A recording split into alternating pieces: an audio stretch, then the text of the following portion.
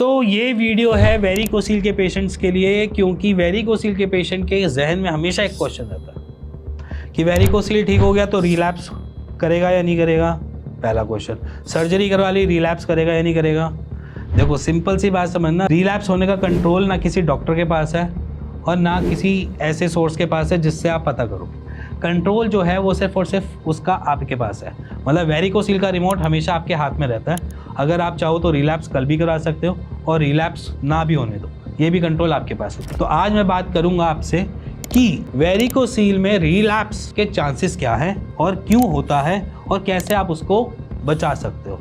Last वाला बढ़िया है क्योंकि वो शायद आपको सुनना चाहिए। जब आप वेरिकोसील सर्जरी भी करवा लो, रिकवर भी हो जाओ, उसको कंट्रोल कैसे करके रखें, क्योंकि कोई भी आपको ये गाइड नहीं करता कि आगे करना क्या है, प्रिकॉशंस क्या लेने हैं। एलोपैथी वाले जो होते हैं वो सर्जरी कर देते हैं, उसके बाद कहते हैं कि रिलैप्स हो सकता है बट आप ध्यान रखना रिलैप्स ना हो। बट कोई भी आपको तरीका नहीं बताएगा कि रिलैप्स कैसे ना हो। तो आज इसमें तरीका भी बताऊंगा कि रिलैप्स ना ही हो, कभी भी ना हो। और अगर आपका रिलैप्स या वेरिकोसील अभी भी है, अभी भी परसिस्ट कर रहा है, तो उसको कैसे हम सॉर्टेड कर सकते हैं आज ही आज में। तो सिंपल सी बात समझना, पहला कि वेरिकोसील रिलैप्स होने के चांसेस होते हैं। आप कहीं पे भी चले जाओ, चाहे सर्जरी में चले जाओ, चाहे आप एलोपैथी में चले जाओ, चाहे आप आयुर्वेद में चले जाओ, चाहे आप होम्योपैथ में चले जाओ, वो उसके पीछे रीज़न जो होते हैं वो आपके कॉजेज़ होते हैं।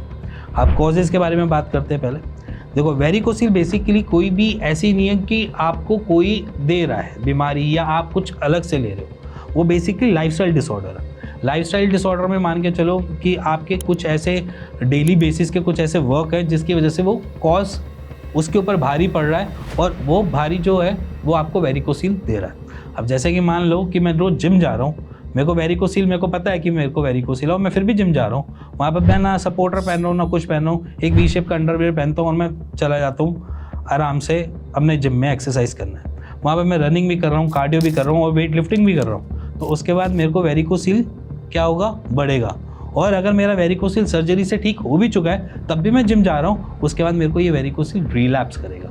तो यहाँ पर कॉज क्या हुआ, मेरा जिम की एक्सरसाइज। अगर मेरे को जिम की एक्सरसाइज से वेरिकोसील बना है तो इट मीन्स कि जिम मेरे लिए एक कॉज है, वो मेरे लिए एक कारण है जो मेरे को वेरिकोसील बनाया। अब दूसरा एग्जाम्पल समझ लो, जैसे अगर मैं रोज़ कब्ज़ का शिकार हूँ, मेरे को रोज़ पेट की कब्जी रहती है और मैं जब जाता हूँ लैट्रिन में मेरे को जोर लगाना पड़ रहा है और मैं रोज़ जोर लगा रहा हूँ, रोज़ जोर लगाकर लैट्रिन पास कर रहा हूँ और मैं अपने कब्ज़ का कोई इलाज भी नहीं कर रहा हूँ, तो उसके बाद क्या होगा, बार बार जो कब्ज़ के प्रेशर पड़ रहा है मेरे एब्डोमिनल प्रेशर में या नीचे पेल्विक एरिया में, वो क्या करेगा, मेरे को हिट देगा। वो मेरे को हिट देगा मेरे लोअर स्क्रॉटम एरिया पे जहाँ पर टेस्टीज हैं, या जैसे समझ लो कि स्क्रॉटम में बार बार प्रेशर जनरेट करेगा, जिस प्रेशर की वजह से बार बार मार पड़ने की वजह से मेरी वेन बार बार दर्द में रहेगी या वो बार बार अटैक होने की वजह से वहाँ की वेन्स थोड़ी सी स्लो डाउन होंगी और स्लो डाउन होने के बाद वो आपको रिफ्लक्सेस दे देगी। दूसरा एग्जाम्पल ये हुआ कि अगर आप कॉन्स्टिपेशन पे काम कर लोगे तो अब मे भी शायद आपको रिलैप्स नहीं होगा, और अगर वेरिकोसील है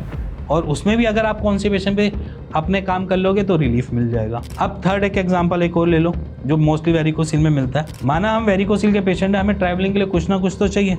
अब ट्रैवलिंग करने के लिए हम क्या करते हैं, स्कूटर बाइक का बहुत जोरों से यूज़ भी करते हैं। छोटा सा तो डिस्टेंस है, ले लेते हैं बाइक, क्या हो गया, बाइक की गद्दी गर्म हो रही है, बाइक की गद्दे को बहुत अलग दिक्कत हो रही है, गर्मियाँ इतनी तेज़ पड़ रही है, स्कूटी की गद्दियाँ इतनी गर्म हो रही हैं, फिर भी हम उसके ऊपर बैठेंगे, 5 मिनट का तो रास्ता, कोई बात नहीं, लेकर चल जाएंगे। अब ये जो थोड़ी थोड़ी चीज़ें जो होती है ना, ये हमको और ज़्यादा दिक्कत देती है। अब गर्माहट में क्या करेगा, हमारे टेस्टिकल्स लटकने की कोशिश करेंगे, और अगर वो सर्जरी भी हो या पहले भी अगर आपकी रिकवर हो भी चुका हो तब भी वहाँ पर चांसेस होता है ज़्यादा लटकने की वजह से वेन पे ज़्यादा लोड आएगा, और जब वो वेन पे ज़्यादा लोड देगा तो वो आपको रिलैप्स के चांसेस भी दे सकता है। और यही चीज़ आपको वेरिकोसील में भी, अगर आप वेरिकोसील के पेशेंट हो और बार बार आप स्कूटी या बाइक को यूज़ कर रहे हो तो गर्म सीट आपको भी परेशान कर सकती है। हैंगिंग बढ़ाएगी तो दर्द भी बढ़ाएगी, इन्फ्लेमेशन बढ़ेगी वहाँ पर। दूसरा इसका स्कूटी बाइक का एक और रीज़न भी होता है, जब हम क्रॉस लेग्स बैठते हैं तो हमारा सबसे ज़्यादा एरिया जो लगता है सीट पे वो हमारे स्क्रॉटम एरिया ही होता है, और वो जब कोई भी गड्ढा आएगा तो ऐसा तो है नहीं कि स्कूटी में इतने बढ़िया शॉकर्स लगे हुए हैं या बाइक पे इतने बढ़िया शॉकर्स लगे हैं कि वो सारी के सारे डाइजेस्ट कर जाएंगी, हमारी राइड नहीं करती। वहाँ पर क्या होता है, उस शॉकर का इम्पैक्ट तो कम होता है, जब वो बाइक उछलती है या स्कूटी उछलती है उसका इम्पैक्ट सीधा डायरेक्ट हमारे टेस्टिकल्स और हमारी सीट पे पड़ता है। अब वो एक थप्पड़ ऐसे ऐसे पड़े और एक थप्पड़ ऐसे पड़े, उसमें फ़र्क हो सकता है कि मतलब आप छोटे छोटे धक्के से अपने उस पोर्शन पे बार बार अटैक करवा रहे हो या फिर एक ही बारी में ऐसे अटैक करवा रहे हो। ये ऐसे तो कम ही होगा, बट ऐसे ऐसे अटैक बहुत चलते हैं, और जब ये ऐसे ऐसे अटैक चलेंगे तो वो आपको दिक्कत देगा। तो ये एक इम्पैक्ट आ सकता है आपके वेरिकोसिल। तो ये कुछ एग्जांपल्स मैं आपको बता रहा हूँ। बाकी अगर आपने अपना कॉज जान लिया वेरिकोसिल होने का, वहीं पर आप अपने वेरिकोसिल को रिलैप्स होने से भी बचा लोगे और साइड बाय साइड वेरिकोसिल के ग्रेडिंग को भी बढ़ने से रोक सकोगे। सिंपल तरीका, उसी से आप बेटर फील करोगे और बेटर वेरिकोसिल में ग्रेडिंग भी नहीं बढ़ेगी और साइड बाय साइड अपने रिलैप्स से भी बचा लोगे। इसी के साथ अगर आपको ये वीडियो अच्छी लगी हो, पसंद आई हो, तो please like share bell icon दबा दीजिएगा।